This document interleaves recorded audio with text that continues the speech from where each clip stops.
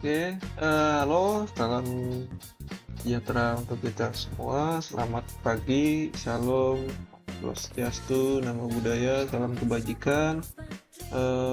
Good morning, everybody. Bertemu lagi dengan saya, David Vander. Kali ini saya akan menjelaskan mengenai kepemimpinan kepemimpinan dalam memenuhi nilai ujian tengah semester 3 saya dengan mata kuliah yaitu teori dan terapan kepemimpinan pemerintahan dan kepemimpinan dengan dosen pengampunya yaitu dosen saya tercinta Profesor Dr. Fernandes Simangunsong SSTP MSI dan juga Profesor Dr. Kusworo MSI. Yang akan saya jelaskan pada pagi hari ini adalah mengenai kepemimpinan pemerintahan dan kepemimpinan serta mengapa kepemimpinan kepemimpinan itu bisa menjadi dasar bahwa saya yakin untuk mendalami ilmu pemerintahan dan menjadi lulusan pasca sarjana pada ilmu pemerintahan dan hidup yakin dengan kekuatan ilmu pemerintahan. Oke, tanpa banyak basa-basi kita bahas dulu dari awal. Jadi kalau kita berbicara mengenai kepemimpinan kepemimpinan ya, kita tentu saja harus berbicara mengenai ilmu yang mendasari kepemimpinan kepemimpinan itu. Nah, berbicara tentang ilmu, tentu saja kita berbicara juga tentang sejarah dan aspek-aspek yang dimiliki oleh sebuah ilmu. Lewat ilmu, kita membuka cakrawala pengetahuan baru yang sebelumnya tidak terlintas dalam pikiran. Dengan adanya ilmu, kita menjadi mampu untuk membedah dan menganalisa fenomena yang terjadi dalam kehidupan. Begitu juga dengan ilmu pemerintahan. Pemerintahan memiliki beragam fenomena yang terjadi baik dalam lingkup kalangan birokrat sendiri maupun dalam hubungan antara pemerintah dengan masyarakat. Dalam konteks kebijakan, misalnya, suatu kebijakan dapat dikatakan baik pada suatu daerah, namun ketika diaplikasikan pada daerah lain, ternyata malah menimbulkan dampak yang kurang baik. Nah, hal ini dikarenakan keanekaragaman budaya, kondisi sosial, tingkat pemahaman masyarakat, faktor wilayah, kepemimpinan, dan lain sebagainya yang tidak serta-merta itu bisa disamaratakan. Nah, pada penjelasan kali ini kita akan membahas lebih dalam terhadap salah satu faktor yang mempengaruhi terciptanya sebuah pemerintahan yang baik, adil, dan tegas, yaitu kepemimpinan. Terkait kepemimpinan ini, itu diperlukan suatu pemahaman terlebih dahulu mengenai apa sih itu kepemimpinan, apa itu kepemimpinaannya, mengapa konsep ini menjadi penting pada saat ini, dan apakah kita sebagai penggiat pemerintahan yakin untuk mendalami konsep ini. Pembahasan mengenai ilmu pemerintahan itu sendiri sehingga peminat pemerintahan dapat memahami dan mengerti apa sebenarnya yang dimiliki oleh ilmu pemerintahan serta apa ciri khas yang dimilikinya itu perlu agar tidak tersesat ke dalam ranah ilmu lain. Nah, kalau kita melihat dari buku Profesor Fernandes Simangunsong di dalam di dalam jurnal Ontologi Ilmu Pemerintahan berubuk, saya mengutip, memahami dan mendalami metodologi pemerintahan, penelitian pemerintahan itu harus terlebih dahulu berangkat dari pemahaman seorang penggiat atau pecinta ilmu pemerintahan terhadap metodologi ilmu pemerintahan, agar seorang penggiat atau pecinta ilmu pemerintahan nantinya dapat menjelaskan bahwa fenomena, gejala, dan peristiwa yang dialami dan diteliti merupakan bagian dari kajian ilmu pemerintahan. Nah, dari sini kita dapat pahami bahwa untuk mempelajari atau mendalami suatu kajian ilmu pemerintahan maupun subtemanya diperlukan pemahaman yang berangkat dari metodologi pemerintahan itu sendiri. Nah, maka dari pemahaman ini kepemimpinan dan kepemimpinan yang akan dibahas kali ini akan dikaji lewat point of view dari ilmu pemerintahan itu. Nah, terus kita masuk ke slide berikutnya. Kepemimpinan kepemimpinan dalam konteks pemerintahan nasional. Oke, pertama-tama tentu kita sebelum terjun suatu hal, itu kita harus mengetahui dulu apa yang akan kita terjun ini. Ya, anggap saja kita pengen kenalan nih dengan seseorang. Itu kita harus cari tahu dulu minat dia apa, cara berkomunikasi ke dia bagaimana, ya kan? Dan lain-lain sebagainya. Nah, jadi di sini kita akan menjelaskan terlebih dahulu mengenai definisi pemerintahan dan ilmu pemerintahan terlebih dahulu, karena kita akan membahas konsep kepemimpinan kepemimpinan itu dari kacamata ilmu pemerintahan. Pemerintahan itu memiliki banyak definisi yang diberikan oleh para ahli. Misalkan saja Wilson, saya mengutip dari Wilson, government in last analysis is organized force, not necessarily or invariably organized armed force, but two of a few men, of many men, or of a community prepared by organization to realize its own purpose with reference to the common affairs or the community. Lalu kemudian ada R. McIver, ya mungkin pelafalannya agak beda.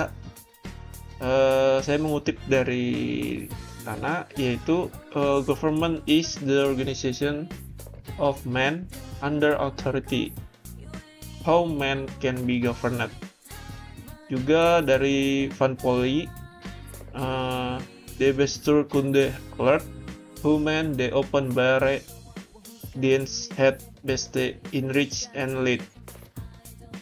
Terus kutipan yang lain dari Jeff Strong, government in the broader sense is changed with the maintenance of the peace and security of state within and without.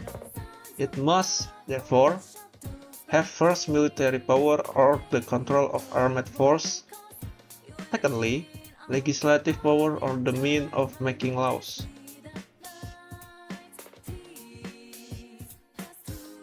Oke, kembali lagi, tadi ada agak sedikit permasalahan. Lalu pembahasan kita lanjut ya. Lalu kemudian ada Tadua Sistiono dan Fernandes Simangunsong. Saya kutip, yaitu ilmu pemerintahan adalah ilmu yang mempelajari hubungan antara rakyat dengan organisasi tertinggi negara, yaitu pemerintah, dalam konteks kewenangan dan pemberian layanan publik. Nah, ini hanyalah beberapa contoh pendefinisian pemerintahan yang tentu saja masih banyak lagi. Nah, hal ini menunjukkan bahwa pemerintahan sebenarnya mempunyai objek yang sangat baku untuk dapat diteliti dan juga memiliki fondasi kuat untuk dapat menjadi sebuah ilmu. Berbicara tentang ilmu, tentu juga akan membahas mengenai objek ilmu itu sendiri. Tentu kalau kita bahas sebuah ilmu, kita nggak bisa lepas dari objek ilmu tersebut. Nah, contoh kita lihat objek ilmu itu sendiri terbagi menjadi objek forma dan materia.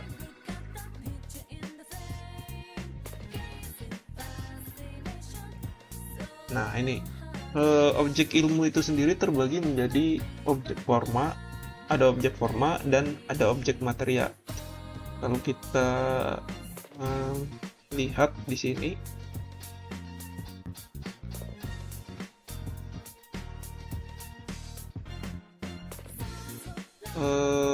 dengan tambahan lokus dan fokus ilmu yang diteliti. Jadi tambahan dari objek ilmu itu ada tambahan lokus dan fokus ilmu yang diteliti. Ini eh, dari buku Wasistiono dan Simangunsong 2015.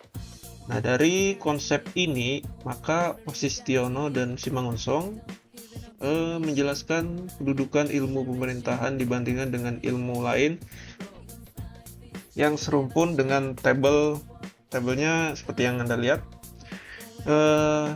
Ilmu negara, yang pertama itu ilmu negara. Objek materianya apa? Adalah sebuah negara. Objek formanya yaitu bentuk, jenis, dan susunan negara. Lalu kemudian ada ilmu politik. Nah, ilmu politik itu objek materianya adalah negara juga. Sedangkan untuk objek formanya adalah proses pembentukan sebuah kekuasaan. Lalu kemudian ada ilmu administrasi negara. Itu objek materianya juga negara, tapi objek formanya adalah administrasi dalam artian sempit. Lalu ada ilmu tata negara dengan objek materi yang sama, yaitu negara, dan objek forma yaitu hubungan antar lembaga negara. Lalu ada ilmu hubungan internasional, objek materinya negara, dan objek formanya yaitu hubungan antar negara. Terakhir, itu ada ilmu pemerintahan dengan objek materinya juga negara, tapi objek formanya adalah kewenangan dan pelayanan. Nah, dari tabel ini kita bisa pahami bahwa ilmu pemerintahan itu memiliki objek forma sendiri yang tentunya menjadi landasan kuat untuk dapat berdiri sebagai ilmu independen seperti halnya ilmu lain. Nah, lewat tabel ini juga kita dapat melihat bahwa pembahasan kita ke depan mengenai kepemimpinan dan kepemimpinan itu bakalan berputar pada objek forma ilmu pemerintahan, yaitu kewenangannya dan pelayanannya. Oke, nah sebelum kita melanjutkan pembahasan ke arah yang lebih mendalam, ada baiknya kita mengenal lebih dahulu apa sih itu kepemimpinan, terus apa sih itu kepemimpinan. Karena ada pepatah mengatakan tak kenal maka tak sayang. Oke, kita lihat ke next slide. Definisi kepemimpinan.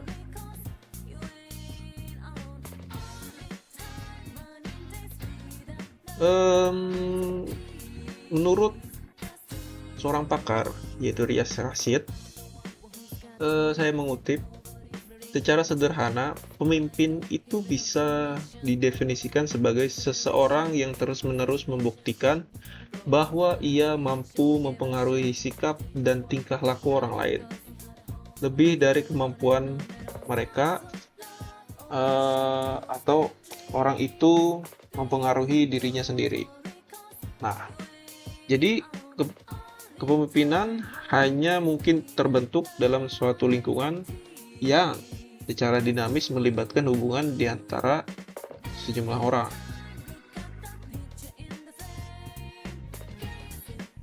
Menurut Sultan Syahrir,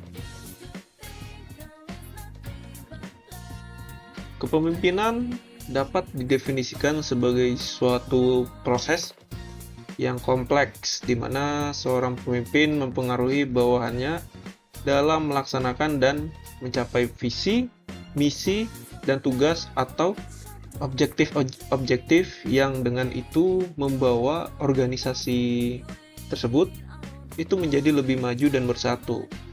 Seorang pemimpin itu melakukan proses ini dengan mengaplikasikan sifat-sifat kepemimpinan dirinya, yaitu kepercayaan, nilai, etika, perwatakan, pengetahuan, dan kemahiran-kemahiran yang dimilikinya.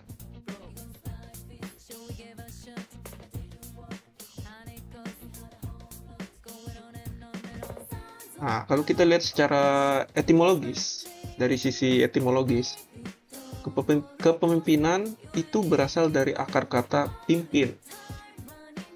Menurut Kamus Besar Indonesia,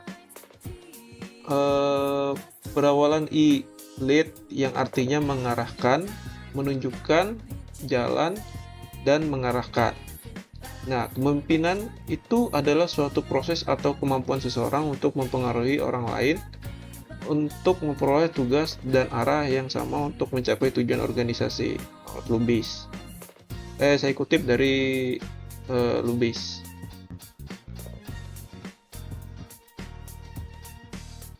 Terus selanjutnya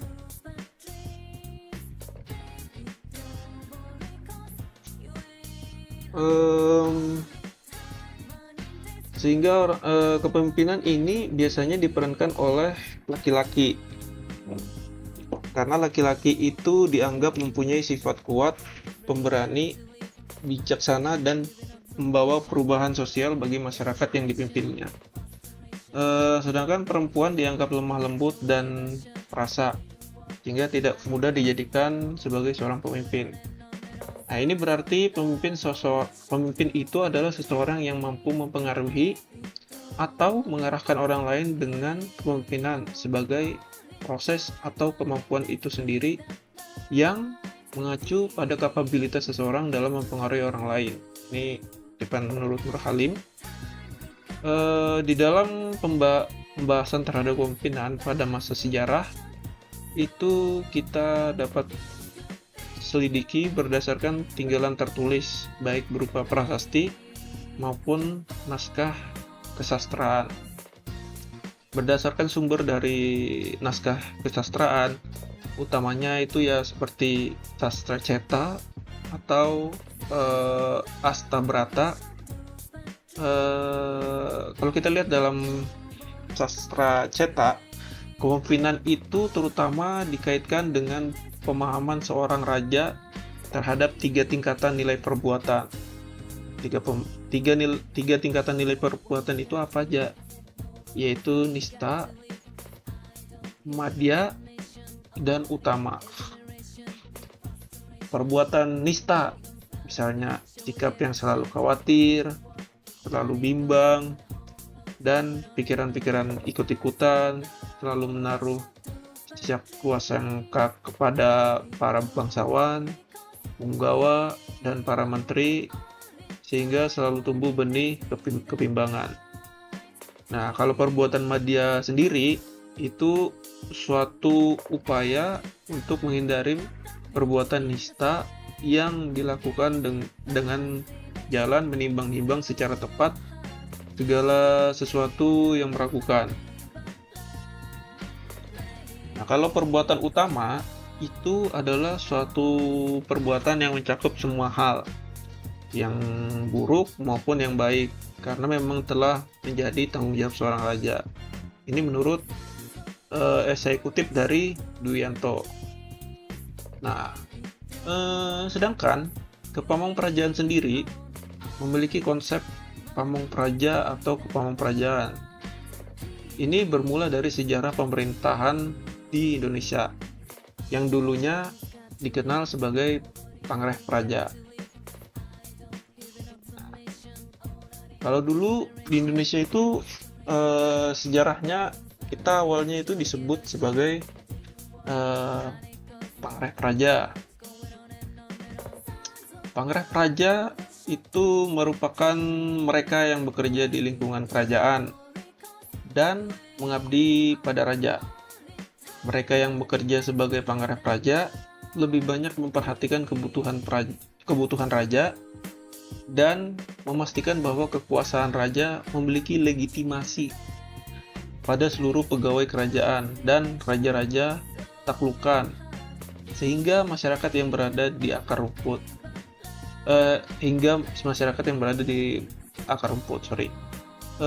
sedangkan dalam perkembangannya istilah pangreh praja itu tidak lagi digunakan sebagai istilah yang secara umum menunjukkan gambaran birokrat pada saat itu.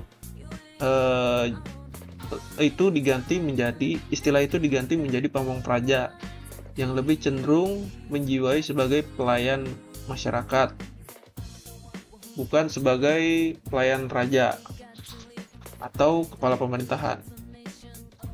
Strategi pengembangan karakter kepemimpinan melalui basis rekrutmen pamong praja, itu dewasa ini dapat dikembangkan sesuai kebutuhan zaman.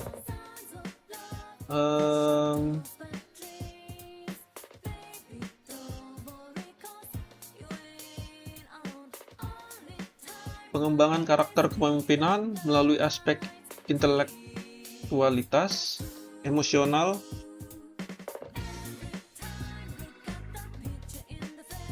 dan spiritual itu menjadi modal yang sangat strategis guna menyiapkan kepemimpinan yang siap dalam segala kondisi. Pendidikan kepamongprajaan dewasa ini diemban dan dilaksanakan kewenangannya di bawah Kementerian Dalam Negeri dalam wujud pendidikan kedinasan di Institut Pemerintahan Dalam Negeri. Pendidikan kepamongprajaan yang dimaksudkan itu adalah pendidikan yang ditunjang dengan kebijakan semacam undang-undang yang melapangkan sekaligus menemukan jalan keluar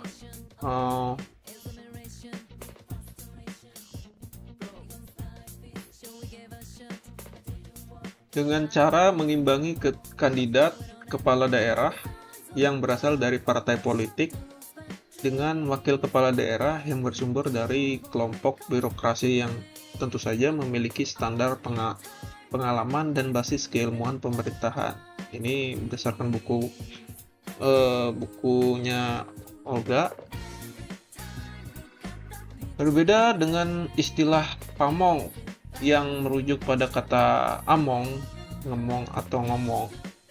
Istilah ini menurut Nurdin merupakan kata yang bersifat multidimensional, seperti kata ngemong anak atau ngasuh anak kecil. Pemahaman mengenai pamongpraja jika ditinjau dari perspektif pragmatis itu merupakan orang-orang yang mengabdikan dirinya kepada negara serta bekerja atas nama negara, dan mereka itu mendapat upah atau gaji dari negara atas hasil kerjanya. Adapun Pursandi memberikan pemahaman mengenai istilah pamong paling tidak menekankan pada seorang pelayan publik agar mampu ngemong atau melayani, terus ngomong atau berkomunikasi, dan siap diomong atau dinilai.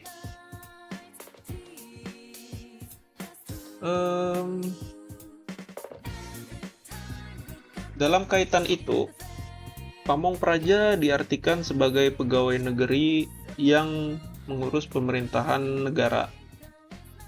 Makanya terbentuknya birokrasi sejak zaman kerajaan, baik kerajaan di Nusantara pada umumnya dan kerajaan di Tanah Jawa pada khususnya, itu ditujukan untuk melayani rakyat sebagaimana mengasuh anak,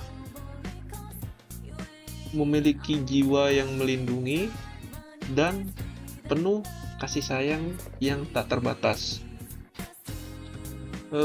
Jika demikian, dari aspek substansi, pemahaman birokrasi sejak zaman kerajaan Jawa hingga saat ini dapat dibagi dalam dua level, yaitu kelompok Pangreh Praja. Pangreh Praja ini kelompok yang menitik beratkan pada pola kekuasaan atau kepemimpinan.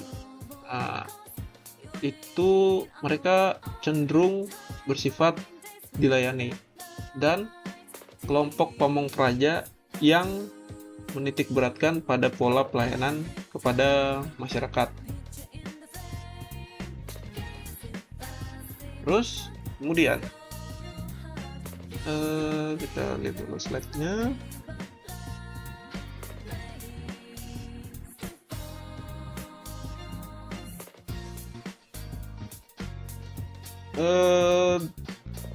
Kalau kita lihat dalam konteks pemerintahan Kalau kita lihat dalam konteks pemerintahan nasional, kepemimpinan kepemimpinan itu merupakan jembatan antara organisasi global atau pemerintahan kelas dunia, pemerintahan dunia yang isinya itu banyak sekali negara-negara di seluruh dunia dengan pemerintah pusat.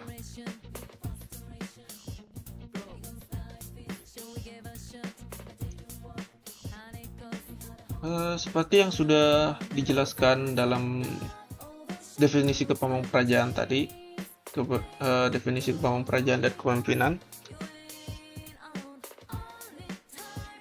seorang pamong yang menjadi pemimpin itu harus mampu menggerakkan orang-orang di sekitarnya, namun tetap mempedomani core value seorang pamong, yaitu ngembong masyarakat dan melayani masyarakat.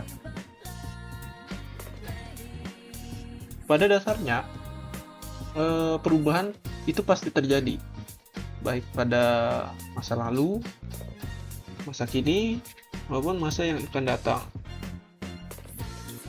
Perubahan itu pasti terjadi dan akan selalu terjadi, baik kita kehendaki, kita mau, maupun secara tidak dikehendaki. Organisasi itu demikian juga.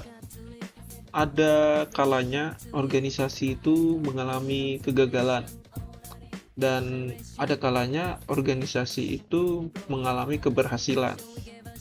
Nah, apabila kita melihat proses muncul dan menghilangnya perusahaan 50 tahun ke belakang,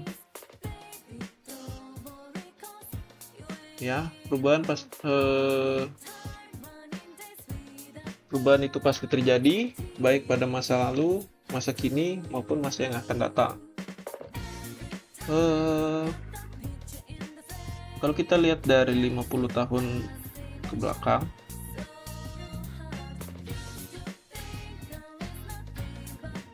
kita bisa lihat bahwa lebih dari 50% perusahaan itu mengalami kebangkrutan. Hal ini menunjukkan bahwa perubahan yang terjadi itu sangat bersifat dinamis seiring dengan perkembangan zaman.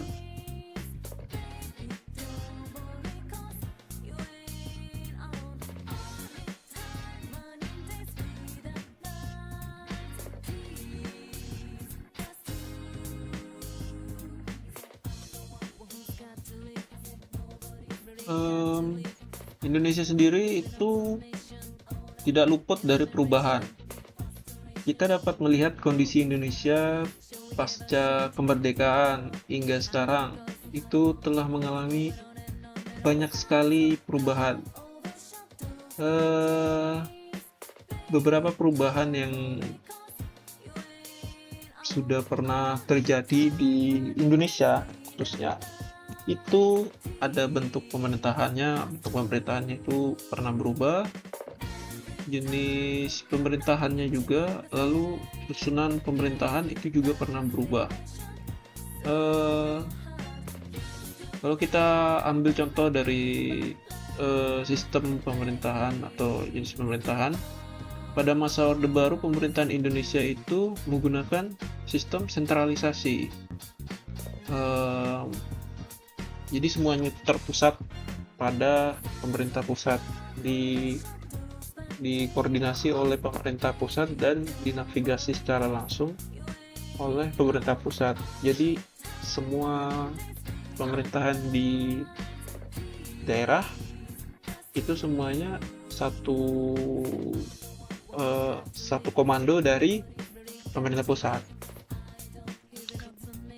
Sedangkan kalau di posisi saat ini, sistem pemerintahan Indonesia itu telah berubah menjadi desentralisasi guna mempermudah pengelolaan pada lingkup daerah. Jadi karena kita tahu sendiri, Indonesia itu kan punya banyak pulau, punya banyak daerah, dan ragam budaya serta permasalahan yang ada di masing-masing daerah itu berbeda-beda seperti yang sudah saya bilang sebelumnya, maka dari sentralisasi itu Indonesia berubah menjadi desentralisasi, di mana daerah itu menjalankan kebijakannya secara mandiri, secara otonom, agar bisa lebih cepat berkembang. Nah, kalau kita lihat dari bentuk negara pun, dalam perjalanan sejarah kita pernah mengalami perubahan juga. Awalnya itu kita di kesatuan, ya kan, lalu kemudian republik, lalu serikat, kemudian kita kembali ke kesatuan republik. Dulu sempat kita juga pernah serikat, kita tahu sendiri pada era Republik Indonesia Serikat. Nah, bentuk pemerintahan kita itu adalah serikat. Walaupun sekarang negara kita kembali ke bentuk awal, yaitu kesatuan. Nah, semua perubahan tersebut memiliki tujuan untuk mendapatkan sebuah target. Dari perubahan-perubahan ini itu ada tujuannya, yaitu untuk mendapatkan sebuah target akhir atau hasil yang baik, sembari mencegah kehancuran.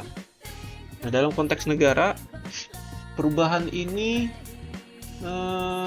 dimaksudkan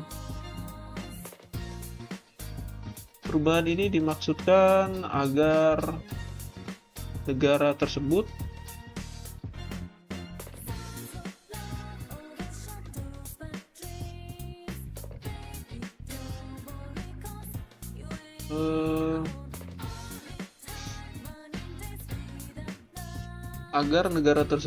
bisa terhindar dari perpecahan dan kehancuran, sembari menyesuaikan diri dalam menghadapi perubahan yang terjadi dalam lingkungan global. Sebagai seorang pamong praja pemimpin, kita dalam konteks pamong praja pemimpin itu perlu kemampuan untuk dapat melihat perubahan yang terjadi dalam skala besar maupun kecil. Dalam konteks perubahan, seorang pemimpin itu harus mampu mengambil sikap baik dalam tekanan dunia sekalipun. Kenapa saya bilang begitu? Kita ambil contoh presiden kita. Sebenarnya kita bisa ambil contoh sebentar ya. Ini mempelajari kepemimpinan pamong dari tokoh. Kita bisa ambil contoh dari dua tokoh ini. Yang pertama kita sudah tahu, yaitu Presiden Soekarno, presiden pertama kita. Lalu yang kedua itu ada Presiden Lee Kuan Yew. Nah, Lee Kuan Yew ini siapa? Ya, akan kita jelaskan. Pertama kita akan jelaskan dari contoh yang kita ambil dari Presiden Soekarno. Kita bisa ambil contoh dari presiden kita, Insinyur Soekarno, dan perjuangannya dalam membangun nasionalisme Indonesia. Dalam kepemimpinannya, Soekarno itu menjalin hubungan dengan baik terhadap setiap negara-negara yang ada dalam politik internasional demi menyokong terkait kepentingan nasional. Ini saya kutip dari Gili Argenti dan Dini Sri Istiningdas dalam Metra Horticultura. Dini Sri Istiningdas. Hal itu perlu dilakukan dikarenakan saat itu Indonesia sedang membutuhkan bantuan baik untuk ekonomi dalam negeri, kekuatan militer, hingga pengakuan dunia internasional.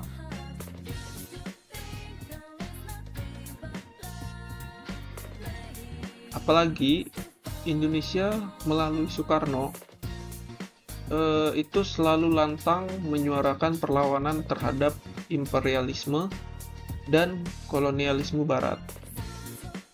Indonesia yang menjadi negara dengan gaungnya melawan imperialisme dan kolonialisme Barat tentunya akan menimbulkan konflik, sehingga membuat Indonesia pada saat itu membuat poros baru yang dinamakan NEVOS, di mana Indonesia sebagai pemimpinnya. Kebijakan-kebijakan yang bersifat reaksioner dan konfrontatif itu dilakukan oleh Indonesia dalam melawan Nekolim. Contohnya aja konfrontasi Irian Barat. Kemudian ada kebijakan Genevo dan Konevo. Juga konfrontasi dengan Malaysia dengan tujuannya yaitu membebaskan dari pengaruh Nekolim. Indonesia mencoba dengan cara diplomasi hingga menggunakan kekuatan militer. Dari kebijakan-kebijakan konfrontasi ini, kita bisa lihat pada masa Presiden Soekarno itu Indonesia itu menjadi disorot dunia, diperhatikan dunia.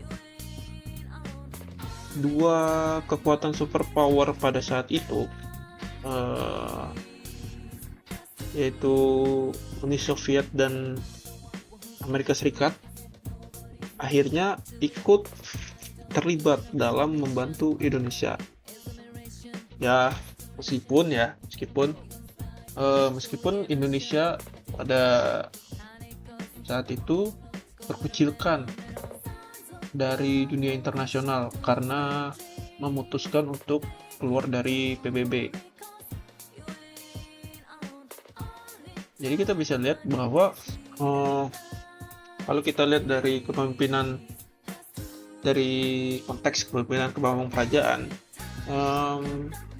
dan dari POV dari ilmu pemerintahan, Presiden Soekarno dengan wewenang, dan dia kan presiden ya, dengan wewenang dan juga power yang dia punya, itu dia tidak serta-merta tunduk pada kekuasaan dari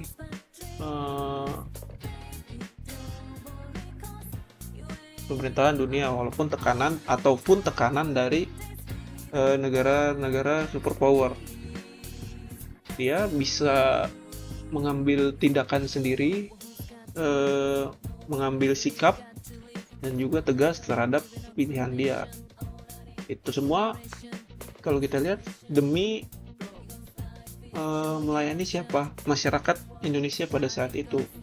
Terutamanya karena pada saat itu kan negara Indonesia itu baru merdeka. Jadi ya, seperti yang kita tahu, Presiden Soekarno itu selalu memprioritaskan bagaimana agar kondisi masyarakat saat itu bisa membaik, karena pasca perang, 2 pasca kemerdekaan. Kemudian kita masuk ke contoh yang kedua, yaitu Lee Kuan Yew. Lee Kuan Yew ini siapa? Lee Kuan Yew ini adalah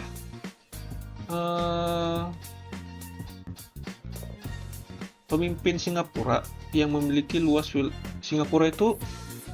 Lee Kuan Yew ini adalah pemimpin Singapura yang bisa membuat Singapura yang punya wilayah kecil, yang sangat kecil itu menjadi negara pusat perdagangan dunia dan kawasan investasi.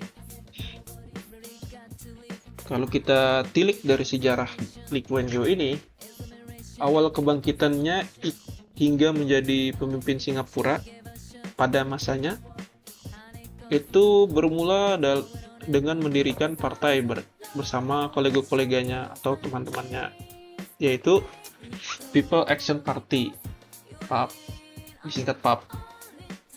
Nah, di partainya sendiri, Lee Kuan Yew berhasil menduduki jabatan strategis, yaitu posisi Sekretaris Jenderal. People Action Party ini kemudian mengikuti pemilihan legislatif pertamanya pada tahun 1955.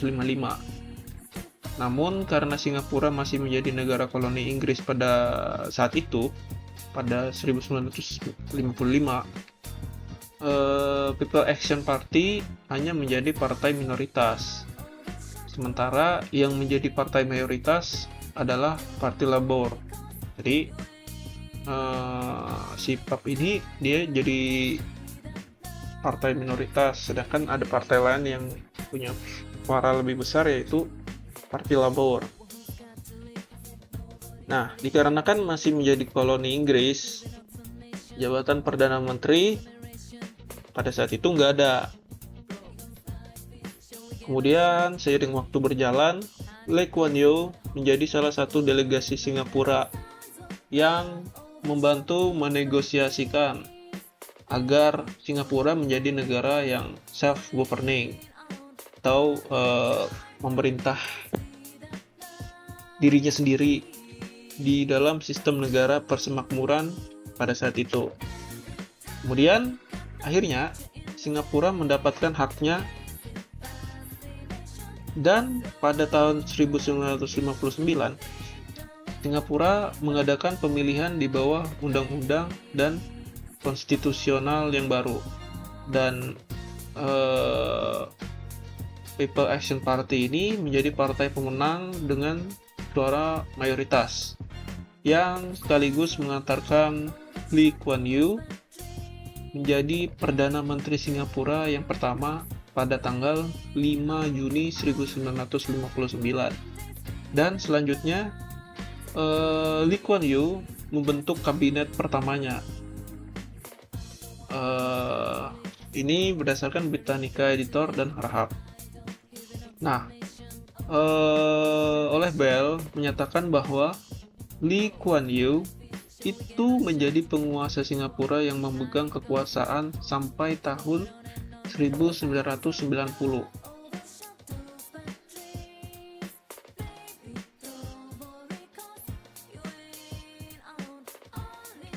Lee membuat batasan-batasan dalam kebebasan demokrasi. Tujuannya apa? Lee bertujuan itu untuk memelihara tradisi komunitas di Singapura. Jadi si Lee ini membatasi itu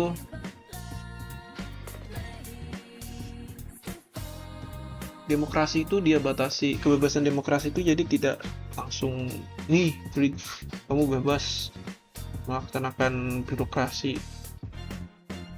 Dia tidak langsung serta-merta memberikan kebebasan berdemokrasi, supaya tradisi komunitas di Singapura itu tetap terjaga. Menurut Lee Kuan Yew, tradisi bercorak Asia itu sulit dilepaskan untuk tiap komunitas, karena pergantian identitas tersebut butuh evolusi yang panjang. Lee Kuan Yew menilai apabila Singapura menerapkan demokrasi ala Barat akan menimbulkan berbagai masalah, seperti meningkatnya kriminalitas,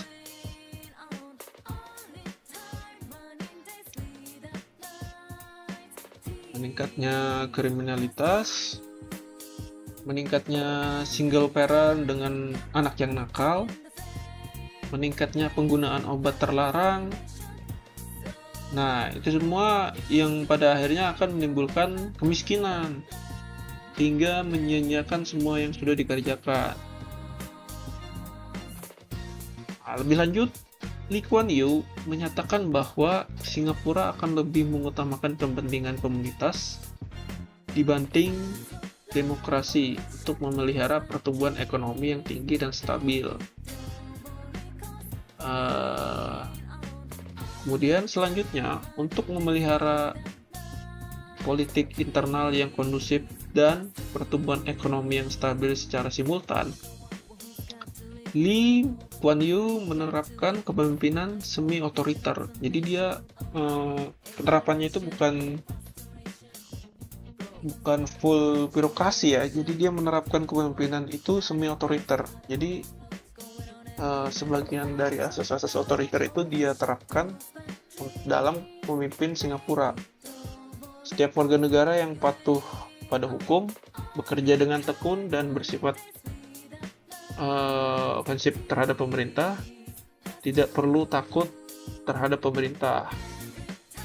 Namun bagi mereka yang mengkritisi dan menentang pemerintah akan mendapat masalah. Nah, ini penerapan kepemimpinan yang diterapkan oleh Lee Kuan Yew pada masa itu. Jadi dia, ya sebenarnya kita sudah pernah sih waktu era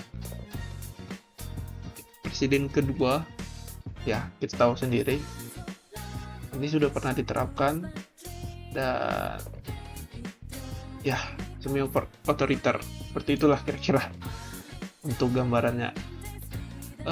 Keunikan Singapura dapat terlihat dari pembaruan kebijakan publik dan kebijakan ekonomi, sehingga menurut Lingle, rezim Singapura sebagai rezim otoriter kapitalis. Nah, rezim ini pada masa Lee Kuan Yew itu menurut Lingle itu adalah rezim otoriter kapitalis. Rezim Singapura menciptakan sistem keamanan nasional dengan suatu rasa takut yang abstrak dengan penyebab yang tidak jelas, serta hukuman yang diberikan oleh pemerintah. Lebih lanjut, Lingle menjelaskan bahwa kombinasi seperti ini telah menjadi kunci dari pelaksanaan mobokrasi, atau dengan bahasa lain, demokrasi ala Asia. Rezim PAP yang sedang berkuasa menerapkan sistem mengatur dengan rasa takut, mengkombinasikan demokrasi ala Barat dengan nilai-nilai tradisi bercorak Asia. Ini adalah penanda bahwa sistem pemerintahan Singapura termasuk dalam klasifikasi hybrid.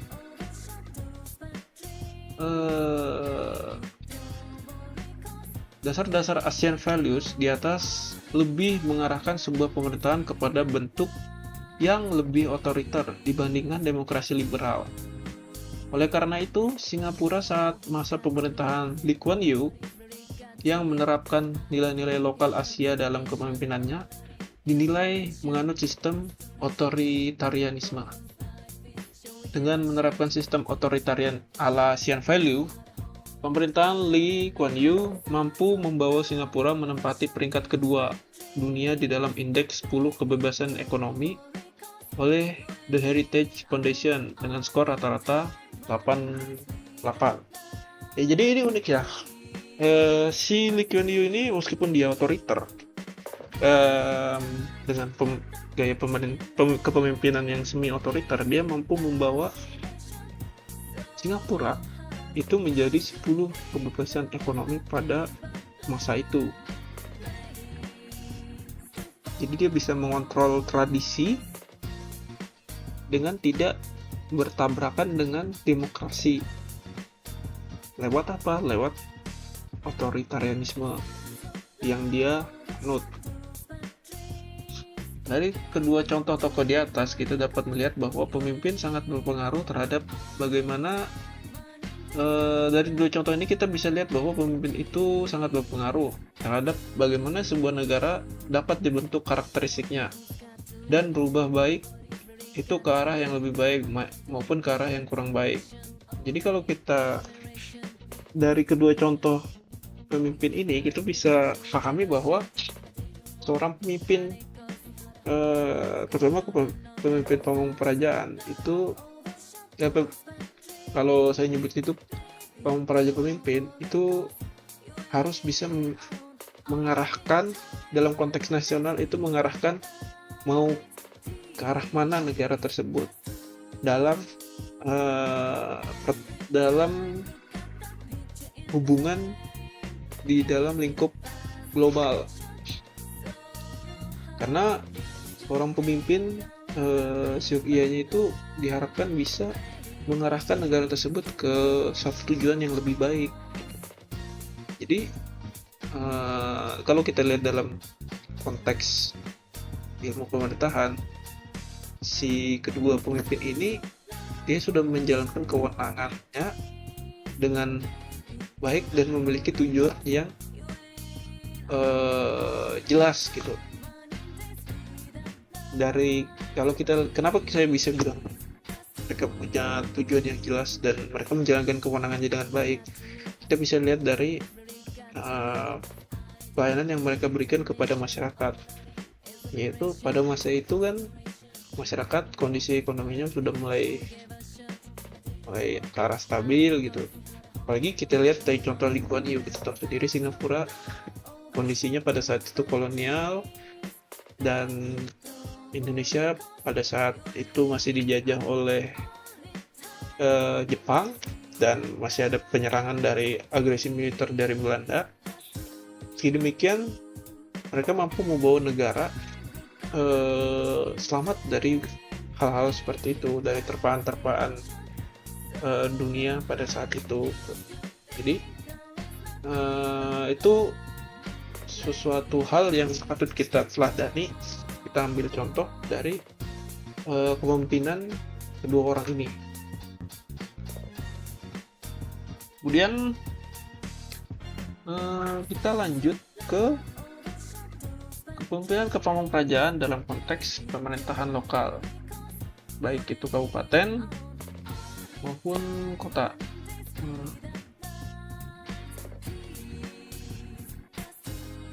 Oke, melanjutkan pembahasan terhadap kepemimpinan kepemimpinan dalam konteks pemerintahan lokal.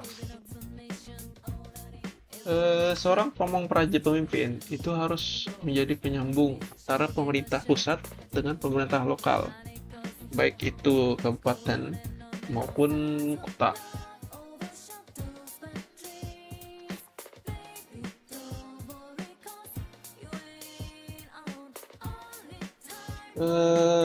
Ketika Belanda berkuasa di Indonesia, rekrutmen birokrasi itu banyak dilakukan dari kelompok pribumi. Jadi pada saat Belanda itu berkuasa pada zaman dulu, rekrutmen birokrat itu banyak dilakukan dari kelompok pribumi. Karena kita tahu sendiri mereka datang dengan sumber daya manusia yang belum banyak pada saat itu, sebelum diduduki dengan banyak dengan pada masa akhir Belanda menduduki itu, mereka mengambil pribumi sebagai birokrat karena lebih efisien daripada mendatangkan warga mereka ke Indonesia. Keberadaan mereka dimaksudkan untuk menjembatani kepentingan Belanda sebagai pihak penguasa dan kaum pribumi dalam wilayah jajahan. Jadi supaya ada penengah agar nyambung si orang Belanda ini dengan orang masyarakat di daerah tersebut gitu. Maka diangkatlah warga lokal sebagai birokrat. Rekrutmen pegawai pemerintah dari kalangan pribumi oleh penguasa Belanda sebelum kemerdekaan itu didorong juga oleh perkembangan revolusi industri, perkembangan demokrasi, kemudian kemenangan sekutu dalam Perang Dunia Pertama, lalu besarnya kerugian perang yang dialami Belanda, dan salah satu faktor pentingnya adalah lahirnya politik etis. Selain itu,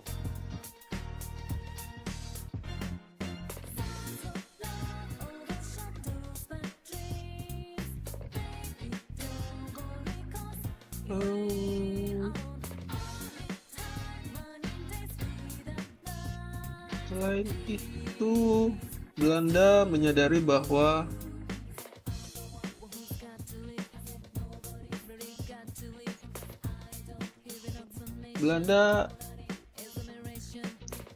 bahwa terbatasnya potensi birokrasi kolonial itu membutuhkan perpanjangan tangan guna melanggengkan kekuasaan serta mengembalikan sedikit banyak kebaikan terhadap daerah jajahan yang selama ini menjadi basis harta rampasan perang.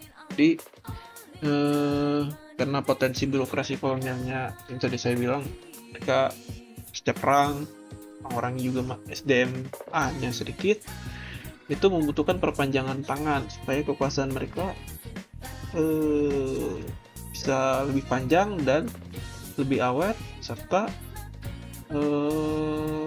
bisa memberikan sedikit kebaikan. Mereka sudah ambil harta rampasan perang sebagainya, ya mungkin berharapnya ada sedikit redemption lah dari situ. Nah, dengan pertimbangan itu, rekrutmen pegawai pemerintah yang berasal dari kaum pribumi dilakukan pada kelompok middle class atau kelompok bangsawan dengan pertimbangan memiliki nilai lebih dari aspek karismatik, karena kan kita tahu sendiri kelompok bangsawan pada masa itu, bahkan sampai sekarang sih, namanya kelompok bangsawan itu kita secara nggak langsung kita pasti melihatnya agak sedikit respect gitu lah. Wah, mereka kaum bangsawan gitu, punya something yang lebih dari kita. Secara nggak langsung kadang kita feeling seperti itu kan. Itu salah satu pertimbangannya mereka. Lalu pertimbangan lainnya itu adalah membentuk sosok pemerintah yang tangguh dan paham dengan masalah lokal, baik pemahaman hukum maupun budaya. Nah, ini saya kutip dari Lambolo dan Averus Thoma. Hal ini juga terlihat pada era pasca kemerdekaan.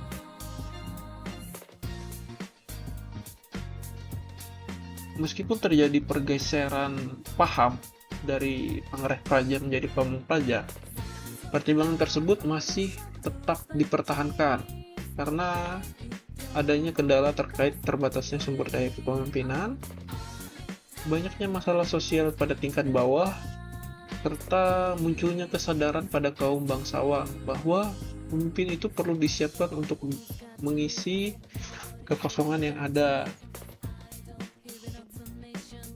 Nah, berdasarkan sejarah tersebut,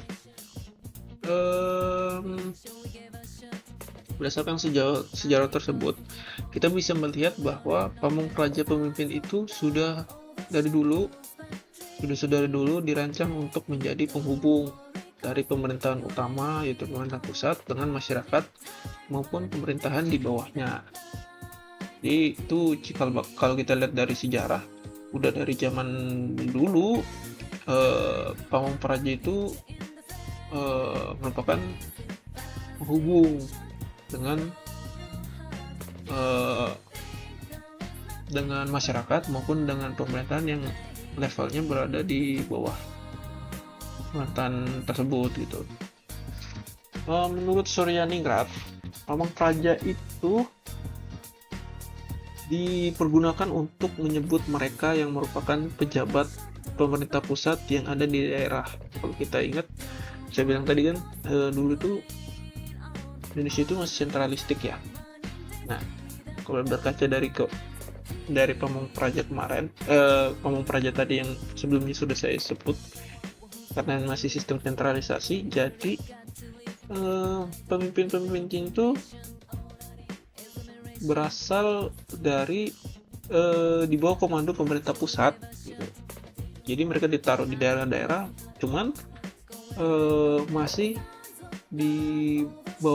dikomandoi oleh pemerintah pusat untuk melaksanakan urusan pemerintahan umum. Oleh sebab itu, Pamung Praja mempunyai arti luas dan sempit. Dalam arti luas, Pamung Praja mencakup segenap pegawai dalam lingkungan pemerintah pusat dan bekerja di daerah dalam rangka melaksanakan urusan pemerintahan pusat atau pemerintahan umum. Dalam arti sempit, Pamung Praja hanya mencakup mereka yang memegang pimpinan dan menjadi kepala dari suatu wilayah administratif. Pamung Praja pemimpin harus memahami dan mendalami betul ideologi bangsa Indonesia agar penerapannya dapat dilaksanakan dengan benar dan penuh tanggung jawab. Ideologi bangsa, yaitu Pancasila, hendaknya jangan hanya menjadi ideologi di atas langit, tetapi harus juga menjadi ideologi yang hidup di tengah-tengah masyarakat. Kepemimpinan ini disebut juga kepemimpinan Pancasila, yang berarti diwarnai oleh nilai-nilai yang terkandung dalam Pancasila. Lihat slide-nya. Nah, ini kepemimpinan Pancasila yang harus dipahami. Tentu kita harus mengenal Pancasila. Mungkin kita sudah pernah belajar ya mengenai Pancasila, tapi nggak apa kita ulas. Lambang negara Pancasila dirancangkan oleh Sultan Hamid II, kemudian disempurnakan hingga akhirnya diresmikan tanggal 10 Februari 1950. Jumlah bulu Garuda Pancasila melambangkan Hari Proklamasi Kemerdekaan Indonesia pada tanggal 17 Agustus 1945. Terus sila-silanya, sila pertama ketuhanan yang Maha Esa, yaitu menjalin toleransi, saling menghormati kepercayaan masing-masing untuk membina kerukunan. Sila kedua kemanusiaan yang adil dan beradab, saling mencintai dan menumbuhkan rasa tenggang rasa serta menjunjung tinggi sikap kemanusiaan. Sila ketiga persatuan Indonesia, menempatkan persatuan bangsa, asas Bhinneka Tunggal Ika di atas kepentingan pribadi dan golongan. Kemudian sila keempat, kerakyatan yang dipimpin oleh hikmat kebijaksanaan dalam permusyawaratan perwakilan, itu menjunjung tinggi asas kekeluargaan dalam musyawarah yang dilakukan dengan hati nurani luhur. Kemudian sila kelima, keadilan sosial bagi seluruh rakyat Indonesia, mengembangkan perbuatan adil yang mencerminkan nilai luhur, kekeluargaan, dan kegotong royongan.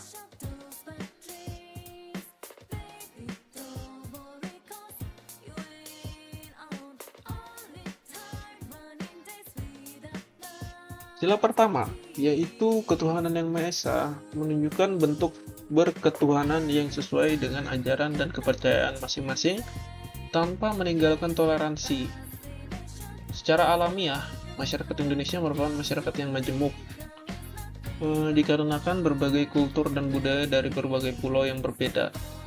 Sebagai seorang pamong praja pemimpin, perlu untuk dapat menjamin ini tanpa adanya intimidasi maupun paksaan agar dapat tercipta kesatuan, seperti dalam semboyan Bhinneka Tunggal Ika. Nah, melihat dari sila kedua yaitu kemanusiaan yang adil dan beradab, dalam sila kemanusiaan ini terkandung nilai-nilai bahwa negara harus menjunjung tinggi harkat dan martabat manusia sebagai makhluk yang beradab. Oleh karena itu, dalam kehidupan kenegaraan, terutama dalam peraturan perundang-undangan negara, harus mewujudkan tercapainya tujuan ketinggian harkat dan martabat manusia. Terutama HAM harus dijamin dalam peraturan perundang-undangan.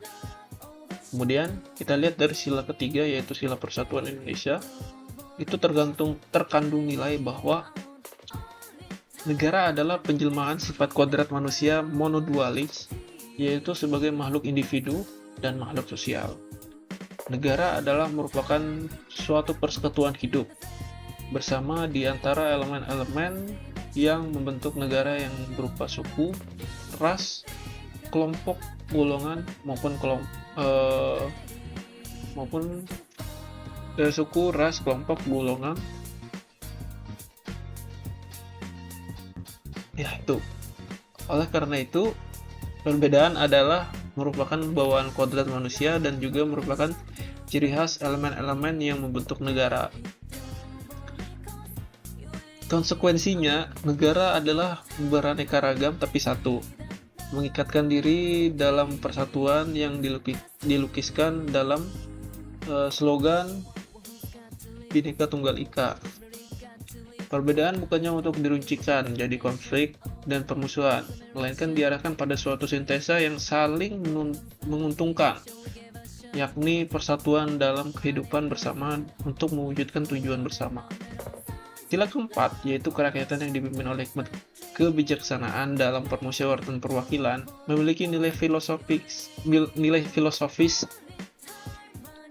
yang terkandung di dalamnya, yaitu bahwa hakikat negara adalah sebagai penjelmaan sifat kodrati manusia sebagai makhluk individu dan makhluk sosial.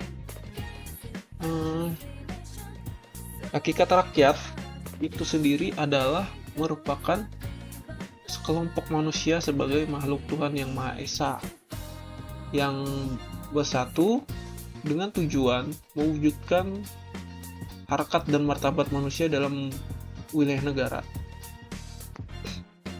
Rakyat adalah merupakan subjek pendukung pokok negara.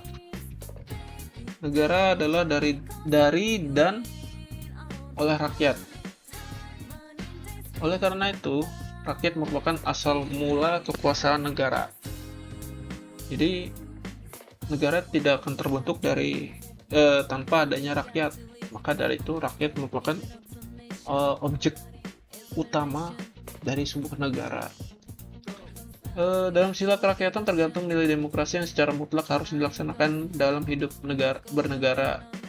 Maka nilai-nilai demokrasi yang tergantung dalam sila kerakyatan diantaranya adalah adanya kebebasan yang disertai dengan tanggung jawab terhadap masyarakat, bangsa maupun moral terhadap Tuhan Yang Maha Esa, menjunjung tinggi harkat dan martabat kemanusiaan, serta menjamin dan memperkokoh persatuan dan kesatuan dalam hidup bersama. Pada sila kelima, yaitu keadilan sosial bagi seluruh rakyat Indonesia, bangsa yang mengedepankan keadilan dan kesejahteraan, yaitu bangsa yang memiliki komitmen dan sikap untuk mewujudkan keadilan dan kesejahteraan, itu merupakan karakteristik pribadi bangsa Indonesia. Karakter berkeadilan sosial itu, karakter berkeadilan seseorang itu tercermin antara lain dalam perbuatan yang mencerminkan sikap dan suasana kekeluargaan dan kegotong royongan, sikap adil, menjaga keharmonisan antara hak dan kewajiban, serta hormat terhadap hak-hak orang lain. Baik, untuk sesi kali ini kita istirahat dulu. Nanti setelah ini kita akan lanjut lagi. Oke, kita istirahat sejenak.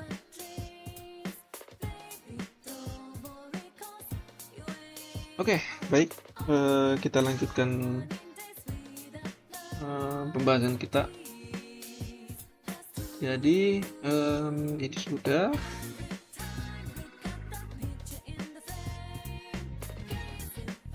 Kita lanjutkan pembahasan kita, yaitu teori dan praktek kepemimpinan pemerintahan dalam konteks pemerintahan lokal, kecamatan, kelurahan, dan desa. Nah, dalam konteks kepemimpinan sublokal, pamong praja pemimpin memiliki peran yang sangat penting dalam mengendalikan aspirasi masyarakat. Dalam mengendalikan dan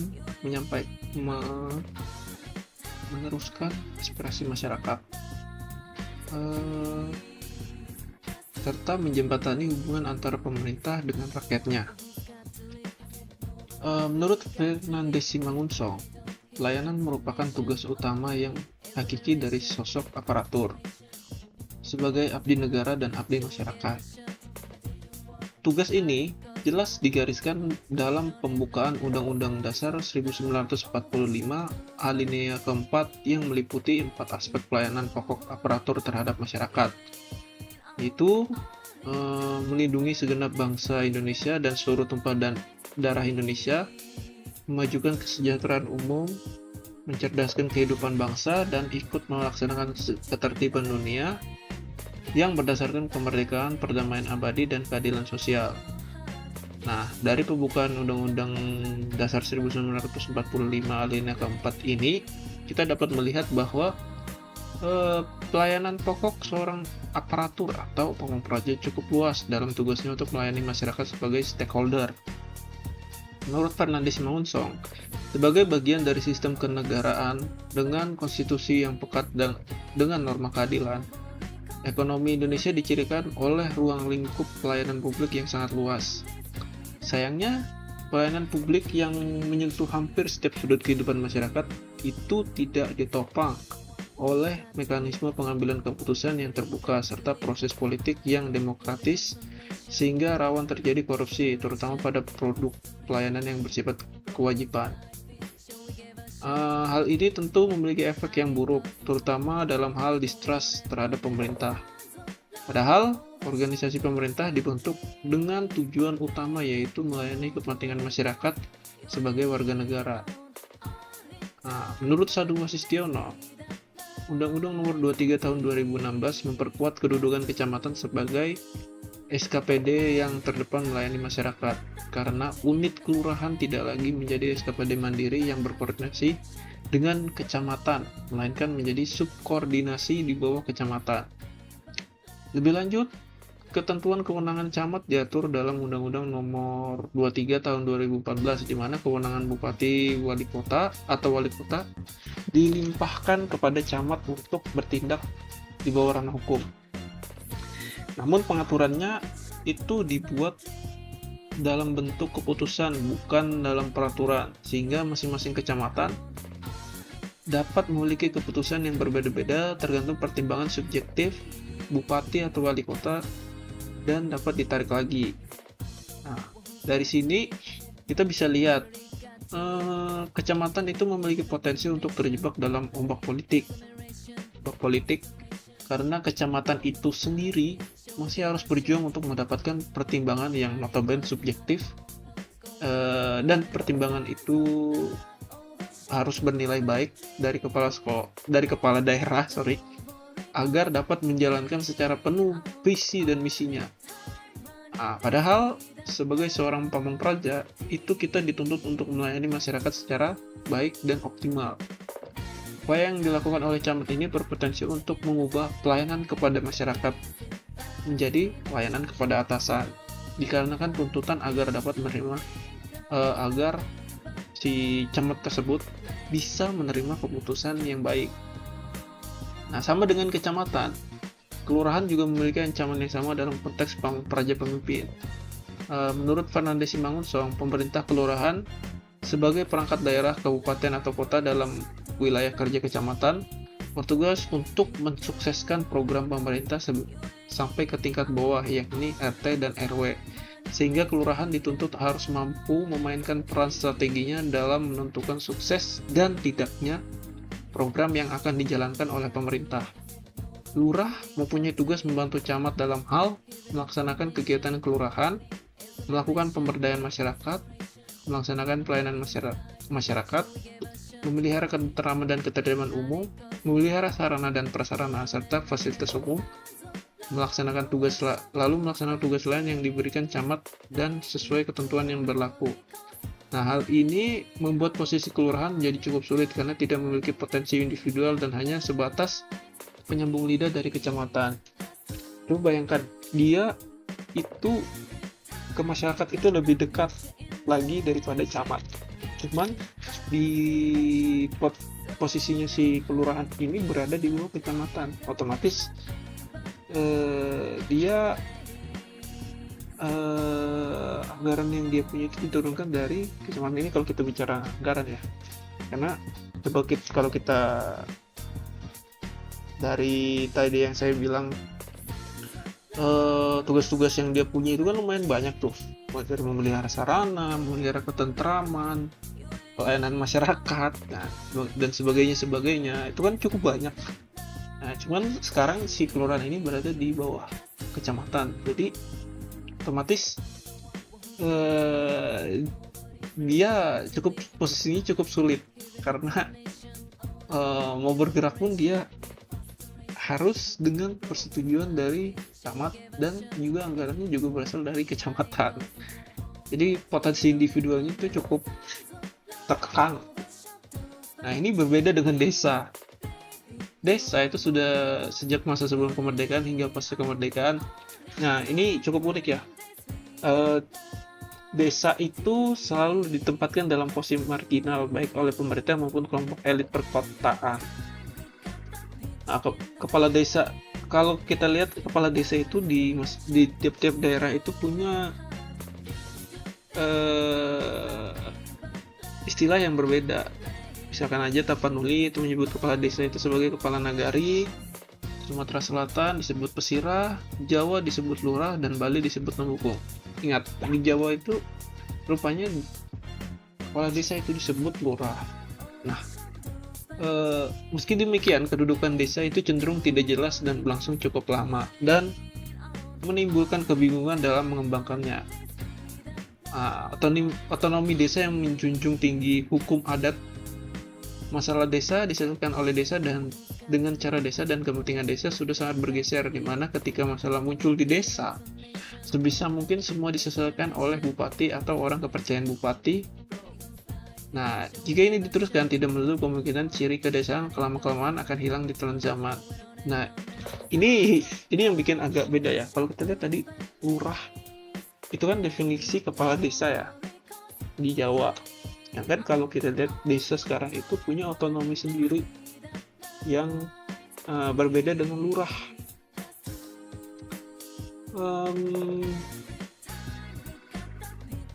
Mereka punya potensi, cuman karena mereka jadi dianggap sebagai kelompok marginal, jadinya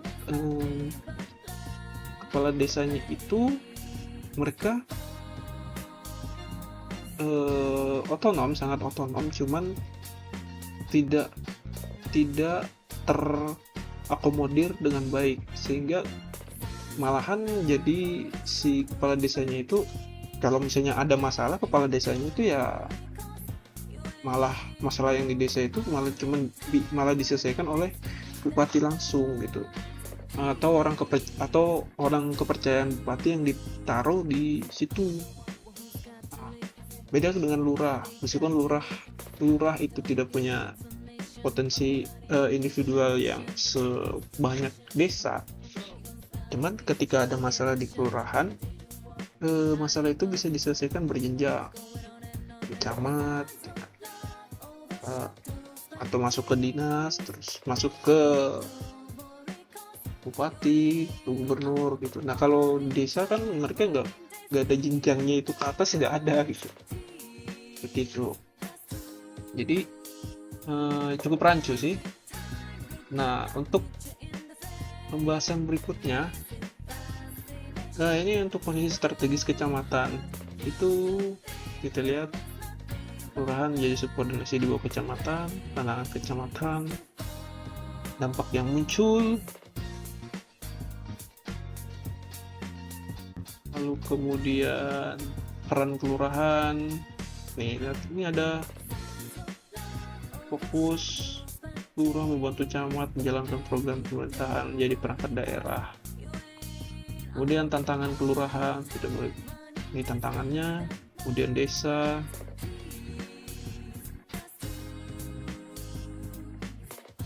ya seperti itu. Kemudian untuk teori dan praktek kepemimpinan kerajaan dalam konteks OCB. Apa itu OCB? Nah,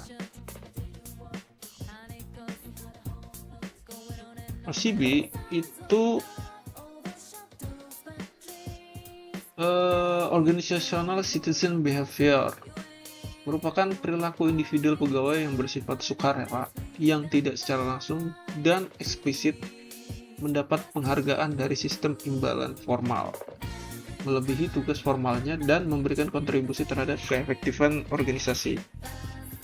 Menurut penelitian dalam Wardi mengemukakan dimensi OCB atas 5, yaitu altruism, yaitu yang bisa kita dengar dengan membantu pegawai lain, courtesy, yaitu perilaku memperhatikan hal lain, misalnya memperhatikan keadaan sekitar dalam lingkungan kerja untuk memastikan semuanya berjalan dengan baik.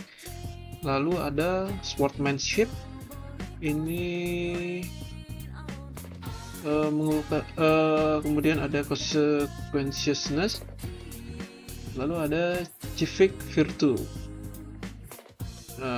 Kemudian OCB ini dia berbicara mengenai perilaku yang menegakkan simbol kepatuhan dan kesukarelaan, simbol loyalitas dan spontanitas yang berwujud sebuah partisipasi dan selalu berkontribusi tanpa mengharapkan reward. OCB ini diibaratkan sebuah semboyan, yaitu kerja-kerja benar atau benar-benar kerja. OCB dapat bertahan dalam organisasi yang berpaham ketok tular sebagai suatu konsep yang mendinginkan, melindungi, dan mencegah terjadinya pergeseran antara instrumen organisasi.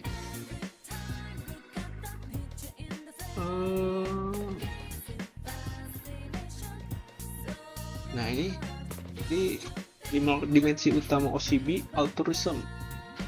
courtesy, sportsmanship, conscientiousness, dan civic virtue.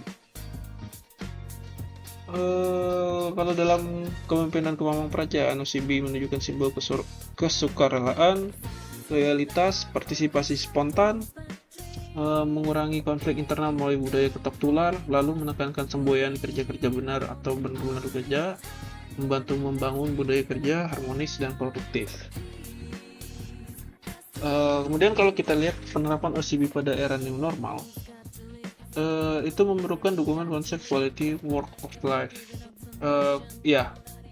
Quality work of work life, kemudian meningkatkan produktivitas dan efisiensi sumber daya, mempertahankan karyawan berkinerja tinggi, membantu organisasi beradaptasi dengan perubahan dan tantangan baru.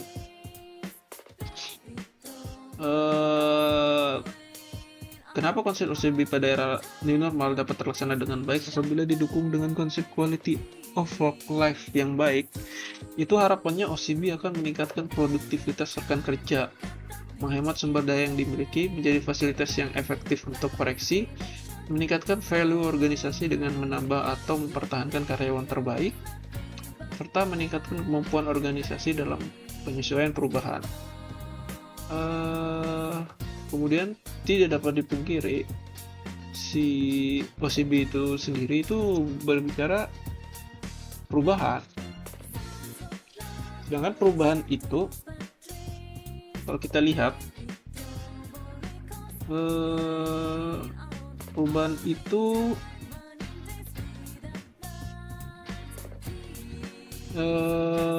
seseorang itu harus terus belajar untuk menghadapi perubahan yang terus-menerus terjadi. Nah, perubahan sendiri dalam pemerintahan itu ada 3 bentuk: perubahan struktural, fungsional, dan kultural.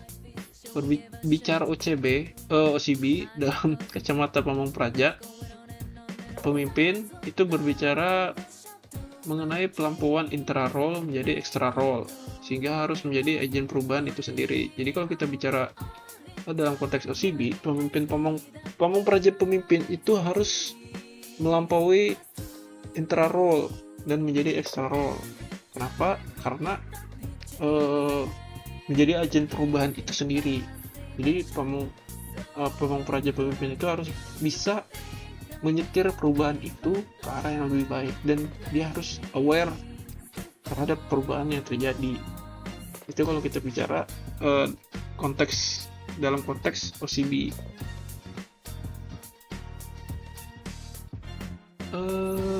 Kemudian ini, pemimpin sebagai agen perubahan, menginspirasi pegawai untuk mengadopsi perilaku OCB, itu pertama. Kemudian mendorong inovasi dan kolaborasi lintas unit, lalu memastikan organisasi mampu beradaptasi dengan dinamika lingkungan kerja, lalu menjaga kesinambungan kinerja dan kualitas pelayanan publik. Jadi kalau dalam konteks OCB itu pemimpin harus sebagai agen perubahan, bisa menginspirasi, bisa mendorong inovasi itu sendiri, bisa memastikan organisasi itu mampu beradaptasi dan juga menjaga kesinambungan. Lalu kita lanjut ke dalam konteks governance, good governance, collaborative governance, dynamic governance, dan agile governance.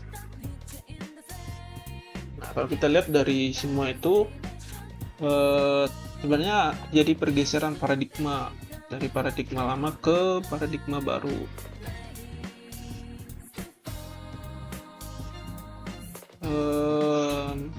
Dalam kacamata paradigma ini, paradigma yang bergeser itu menentukan juga pentingnya kepemimpinan Pamungprajaan pada saat ini. Pergeseran paradigma lama di mana pemerintah berada di posisi atas dengan monopoli yang dilakukan oleh pemerintah baik dalam proses pemerintahan, pembangunan, dan kemasyarakatan, tanpa memberikan peluang kepada masyarakat untuk dapat memiliki daya tawar dalam mengajukan komplain terhadap kualitas pelayanan negara maupun memberikan masukan dalam memajukan negara, itu sudah bergeser menjadi pemerintah dan masyarakat yang saling berkaitan, di mana masyarakat itu statusnya sekarang menjadi stakeholder. yang memiliki posisi yang seimbang dengan pemerintah sebagai pelaksana kewenangan untuk memberikan pelayanan. Nah, lewat tren baru ini, tentu saja muncul banyak fenomena dan peristiwa baru yang timbul sehingga diperlukan ilmu pasti dalam bidang ini guna memecahkan peristiwa dan fenomena yang ada. Nah, kalau kita lihat paradigma pemerintahan itu nih, perkembangan paradigma pemerintahan dari good governance menjadi dynamic governance, menjadi collaborative governance, menjadi agile governance, dan target kita yaitu better governance.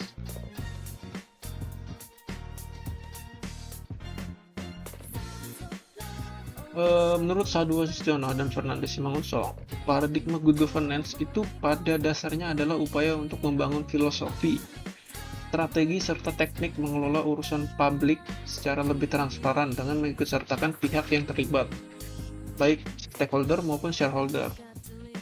Berangkat dari good governance ini, lahir paradigma dynamic governance yang digagas oleh Neo dan Chen yang menyempurnakan good governance.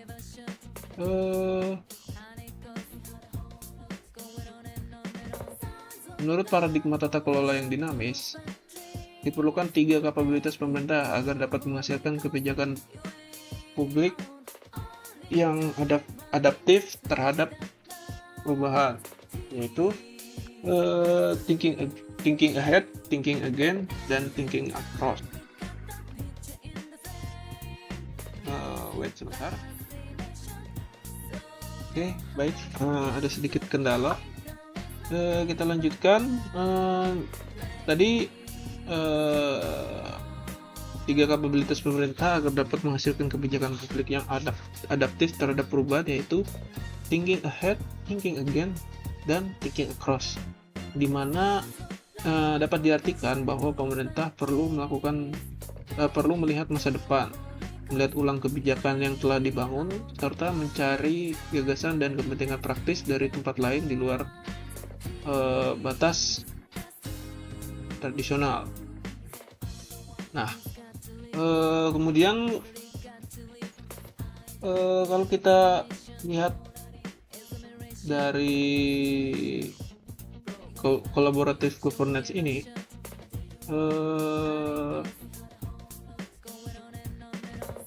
kerangka kolaboratif dalam governance memberikan suatu pemaknaan yang lebih dari sekedar governance. Collaborative governance itu satu konsep dalam kebijakan publik yang berkembang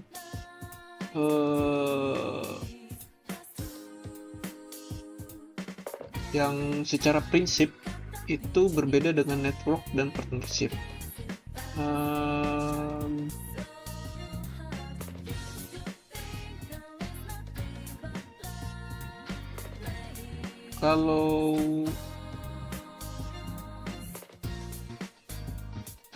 Kalau kita lihat dari beberapa tahun terakhir, collaborative governance itu menjadi salah satu konsep yang mulai banyak dinikmati banyak penggiat. Si collaborative governance ini muncul untuk merespon terjadinya kegagalan implementasi, biaya mahal, dan politisasi regulasi sektor publik. Nah, fokusnya itu lebih mengarah pada setiap tahapan kebijakan publik.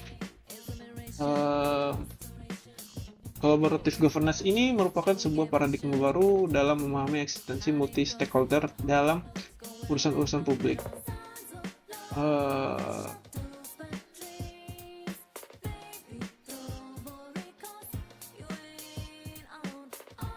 Collaborative governance itu sendiri adalah kerjasama kolaboratif yang terjadi penyamaan visi, tujuan, strategi, dan aktivitas antara para pihak, tapi tetap memiliki otoritas untuk mengambil keputusan secara independen dan memiliki otoritas dalam mengelola organisasi walaupun mereka tunduk pada kesepakatan bersama.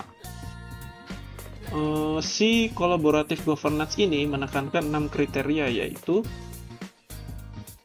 forum diprakarsai oleh lembaga publik atau lembaga, kemudian peserta dalam forum termasuk aktor swasta, peserta terlibat langsung dalam pengambilan keputusan dan bukan hanya sebagai penyedia layanan oleh agensi publik, terorganisir, kemudian forum bertujuan untuk membuat keputusan dengan konsensus dan fokus kolaborasi ada pada kebijakan publik maupun manajemen publik. Nah dari situ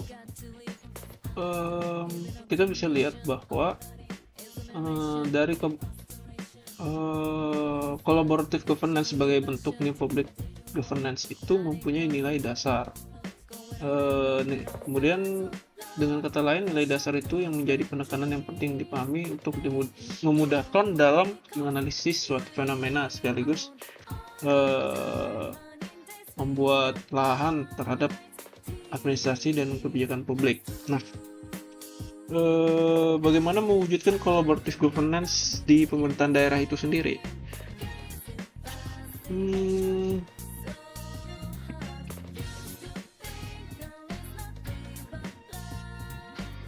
Kalau kita coba lihat ya, bagaimana mungkin pihak swasta itu dapat turut andil atau berkolaborasi untuk membantu pemerintah daerah jika visi dan misi yang pemerintah buat itu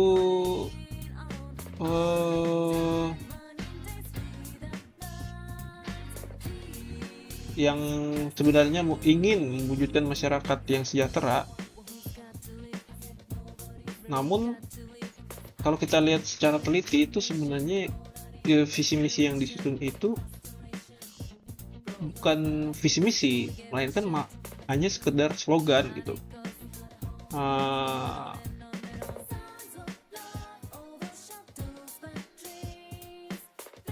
Karena kalau kita lihat dari kita kan pengen adanya collaborative governance ya. Sedangkan kalau kita lihat dari visi misi daerah, misalkan harusnya kan sudah tertuang tuh di visi misi daerah itu. Misalkan contohnya, misalkan membangun pariwisata yang maju, unggul, ya kan, serta membangun industri perikanan yang terampil dan sebagainya gitu kan. Itu kan jelas tuh kalau kita lihat statement dari visi dan urusan pilihan yang ada di visi misi itu jelas, dia membangun sektor industri perikanan dan pariwisata. Jadi kalau kita mau melakukan collaborative governance itu jelas arahnya kemana, berarti kan ke dinas perikanan dan pariwisata. Cuman kadang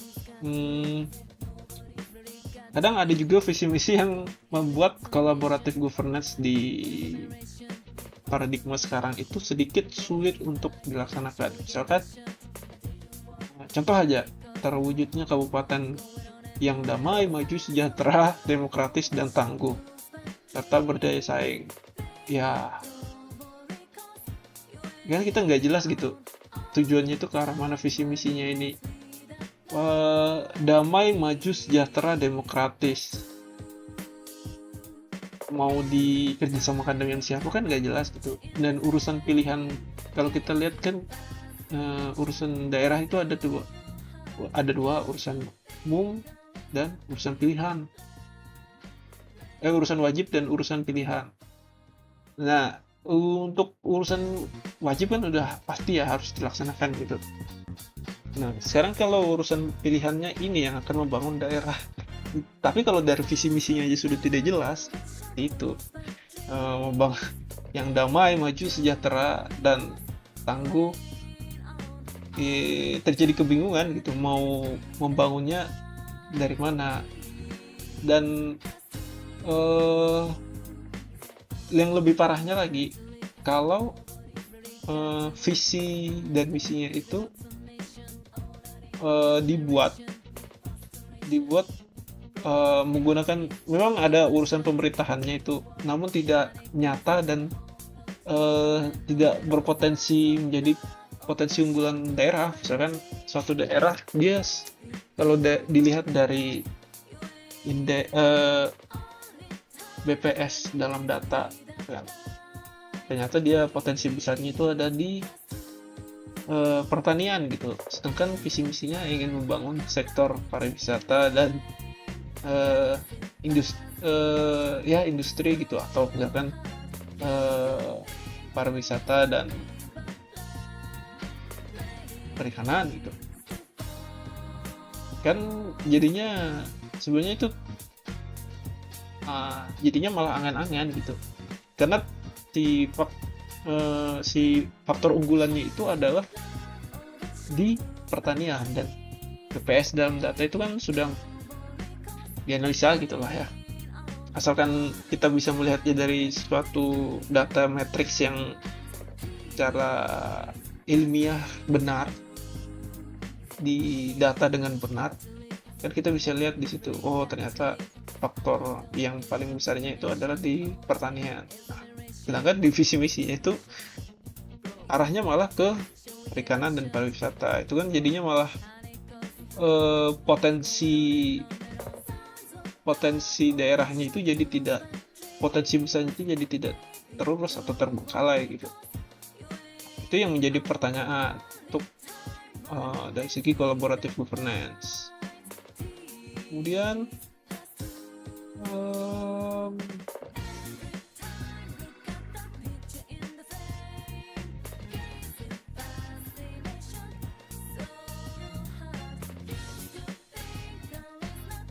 dari visi misi itu juga kita bisa jadinya tahu kalau misalnya sudah tepat di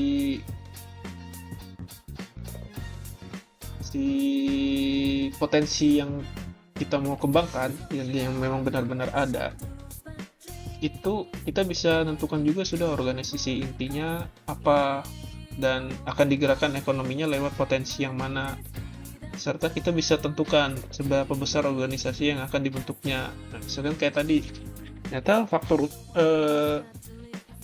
potensi utamanya itu ada di pertanian, maka organisasi inti yang akan menjadi pusatnya itu adalah dinas pertanian, dan besar organisasi tentunya paling banyak harusnya di organisasi di dinas pertanian itu.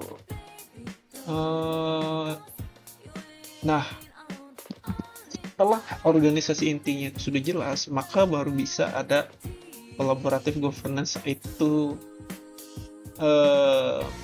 karena kita bisa lihat dari dinas pertanian itu bisa melakukan collaborative governance dengan bekerja sama dengan investor yang menanamkan modalnya di sektor pertanian gitu. Jadi sesuai dengan visi bisnis si pengusaha dan visi bisnis pemerintah. Nah, terus pembahasan yang lain, kalau misalnya sudah ketemu si organisasi intinya, kita bisa jelas mau mencari bantuan atau dana hibahnya itu ke mana gitu, untuk hal apa tuh. Jadi jelas mintanya ke kementerian yang mana. Kalau kayak tadi kan berarti kan sudah jelas mintanya itu ya bantuannya ke arah ke Kementerian Pertanian, seperti itu.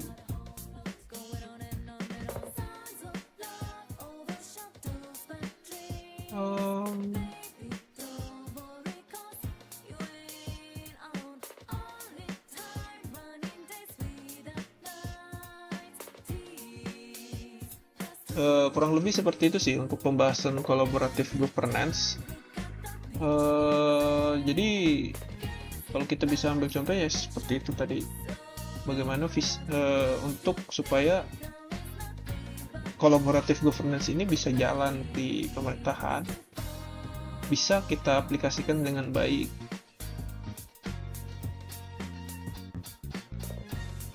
Kemudian kita bergerak ke agile governance. Kita bergerak ke dynamic governance. Kita bergerak ke agile governance.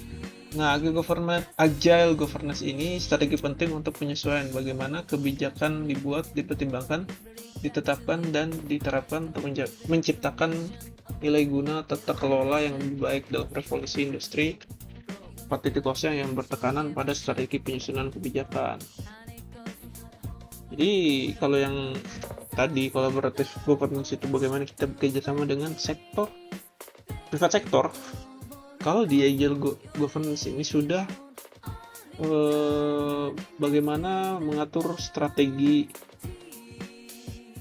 supaya kebijakan itu bisa menciptakan nilai guna tata kelola yang baik dalam revolusi industri 4.0. Jadi kebijakan-kebijakan yang dibuat itu sudah lebih ke arah membuat pemerintah itu bisa profit dalam artian ini si pemerintah itu bisa membuat daerah-daerahnya itu menjadi lebih mandiri dan bisa bergerak sendiri gitu. Berbeda ketika di paradigma sebelumnya, sekarang di kolaboratif di good governance itu masih pemerintah yang menghandle semua. Kalau di dynamic governance masih menata ulang bagaimana supaya pemerintahan itu bisa lebih fleksibel dan efisien dan bisa bergerak cepat. Kalau di collaborative governance itu ketika pemerintahnya sudah bisa bergerak dengan cepat dan sudah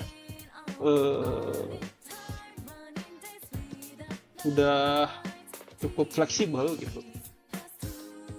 Baik, tadi ada sedikit gangguan.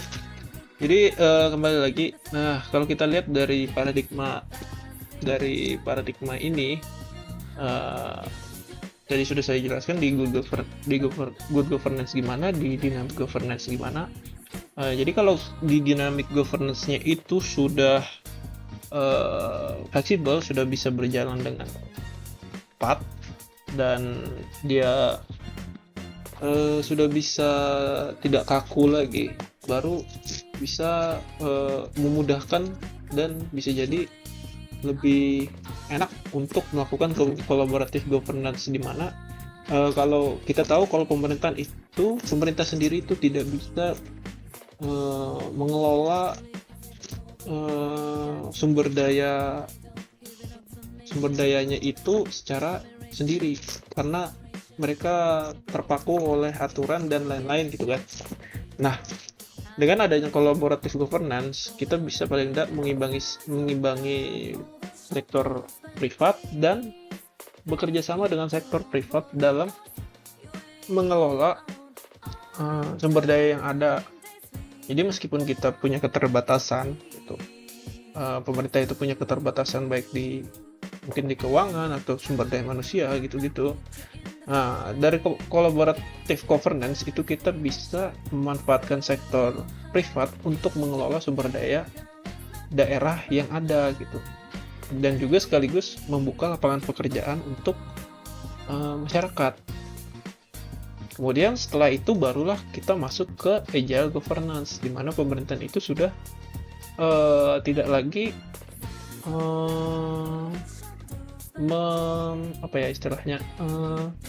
menutur atau menaruh kata-kata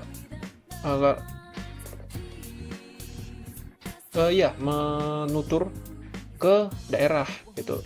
Jadi organisasi di daerah itu sudah bisa berjalan mandiri. Jadi pemerintah itu hanya tinggal mengawasi, menjadi pengawas saja gitu. Jadi sudah bisa mandiri, sudah bisa berjalan dengan cepat, sudah perekonomiannya sudah jalan,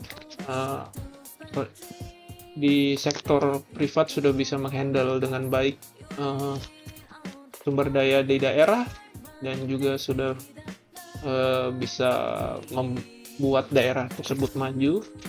Maka si pemerintahan ini sudah tinggal mengawasi saja gitu. Itu di paradigma agile governance. Arahnya itu sudah masuknya ke arah kayak e-governance gitu-gitu, smart city, dan smart village, smart desa cerdas gitu-gitu. Jadi mereka konsepnya sudah ke arah mandiri, bekerja, melakukan pekerjaan itu sudah secara otomatis dan mandiri, dan jadi tidak eh, tidak selalu memerlukan topangan dari pemerintah. Maka setelah agent governance itu terbentuk, barulah better governance itu bisa tercapai. Better governance itu ketika pemerintah itu sudah menjadi pemerintah yang sempurna, bekerja dengan sangat baik. Itu. Pemanfaatannya sudah sangat bisa dirasakan oleh masyarakat, baik itu dari segi lapangan pekerjaan, sumber daya yang terkelola dengan baik, dan lain sebagainya. Ini bisa kita lihat kolaborasi multi pihak, lalu fleksibilitas dan inovasi cepat, adaptif, berpikir ke depan, good governance, transparansi dan partisipasi, dynamic governance, adaptif dan berpikir ke depan, kemudian kolaborasi mutlak multi pihak yang ada di collaborative governance, dan agile governance, yaitu fleksibilitas dan inovasi cepat. Nah, sekarang pertanyaannya, peran pamong praja pemimpin dalam perubahan paradigma tersebut apa? Perannya itu adalah dia harus bisa adaptif dan visioner, karena kepemimpinan kepemimpinan itu kalau dia tidak bisa adaptif dan visioner, maka perubahan paradigma itu kita tidak bisa capai. Visioner, si kepemimpinan harus bisa melihat ke arah masa depan, tujuannya bagaimana, mau dibawa kemana, seperti yang saya bilang tadi. Lalu dia harus bisa menjadi agent of change, seperti sebelumnya juga sudah saya bilang. Dia juga harus bisa berkolaborasi serta mendorong terciptanya better governance.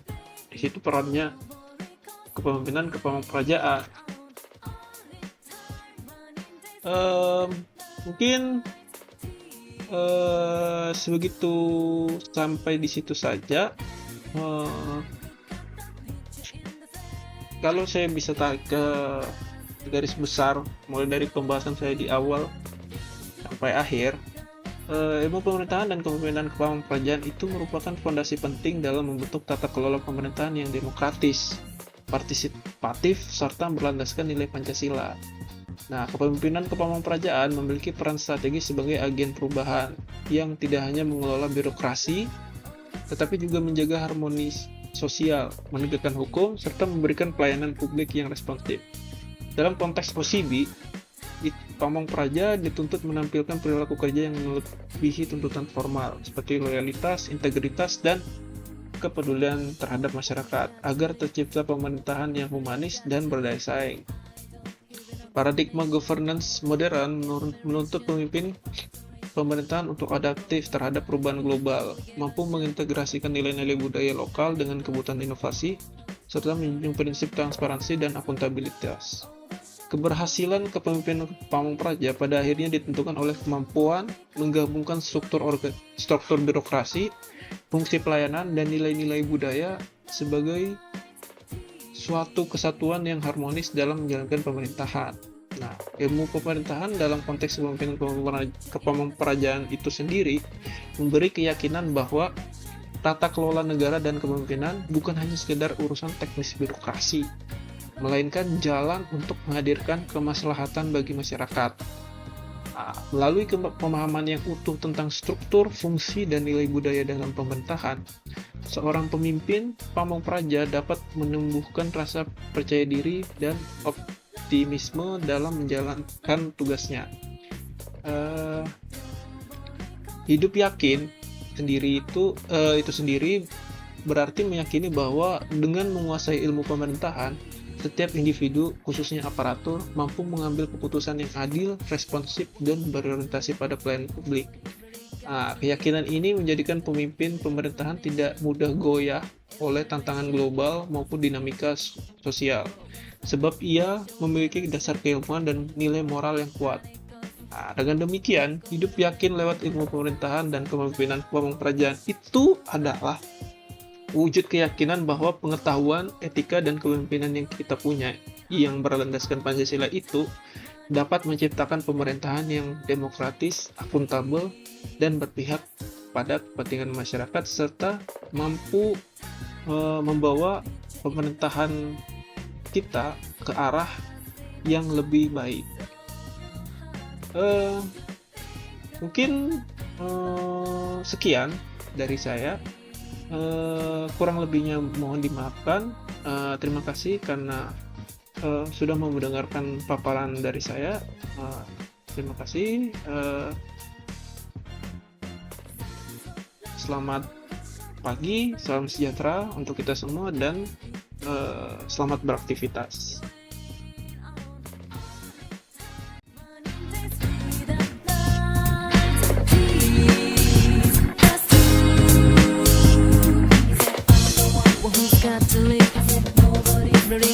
I don't hear an explanation. All I need is admiration, frustration.